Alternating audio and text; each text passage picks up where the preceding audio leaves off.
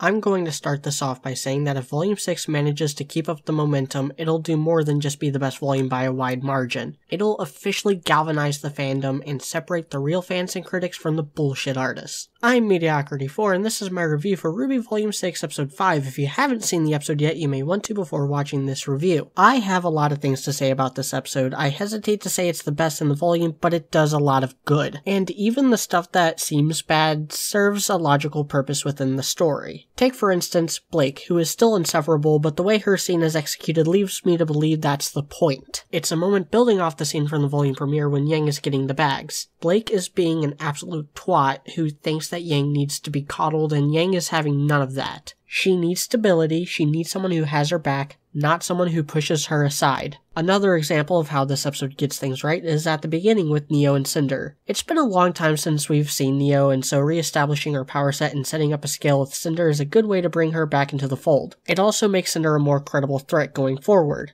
She doesn't have Salem support and would stand no chance against all of Team RWBY, Crow, and Oscar, so she needs the extra muscle. And that's exactly what I've been saying Neo should be ever since her introduction back in Volume 2. Neo doesn't need a character arc. She doesn't need more characterization than she already has.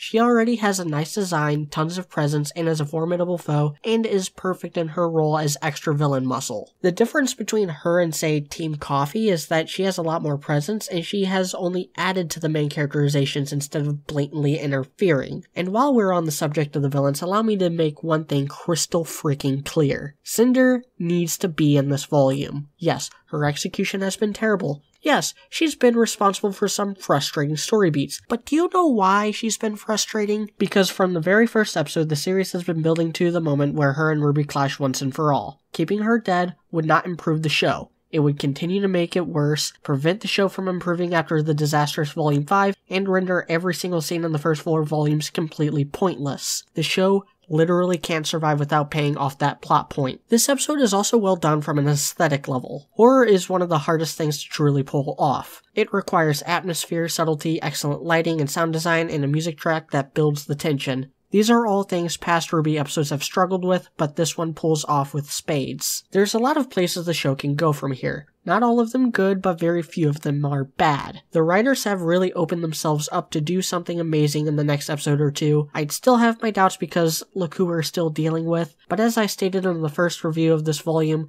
it feels different. They're actually putting effort where there was no effort before. Their talent might be the same, but their drive has grown. And anyone who's intellectually honest can see at least that much. I'm Mediocrity4, thanks for watching.